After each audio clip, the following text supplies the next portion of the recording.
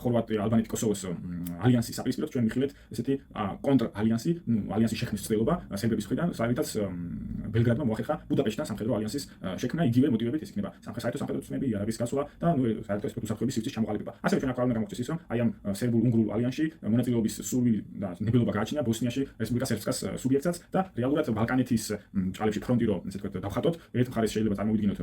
სერბები, ბოსნიური რესპუბლიკა სერბსკა და მათი მხარდამჭერი უნგრეთი და მათი ესე ვთქვათ დამაბალანსებელი ესეთ ჭალებში არის ყოფილი სერბების მიმართ ისტორიულად წყალაყოფი ხალხი ესე ვთქვათ, ხორვატები, ალბანელები და ამ შემთხვევაში კოსოვოელები. გარკვეულწილად აი ბალკანეთშიც აი ეს ურთიერთდაპირისპირებული დაჯგუფებები უკვე თანდათანობით იკვეთება და ეს რეგიონიც ნაცვლად იმისა რომ მიდიოდეს საერთო სამშვიდობო სივრცისკენ და საერთო რეგიონული მშვიდობისკენ პირიქით იქაც ხდება ესეთი დაყოფები პოლიტიკური და ესეც უფრო აღიწერება ისევე გეოპოლიტიკური რეალობებით რამდენიმე იქით რომ სერბები და უნგრეთი არ ემორჩილება ამ შემთხვევაში დასავლურ ნებას ამ შემთხვევაში ბრიუსელის ნებას მათ ბრიუსელმა შეიძლება უზრუნველყო მათი შემაკავებელი და ამბალანსებელი დაჯგუფებების შექმნა.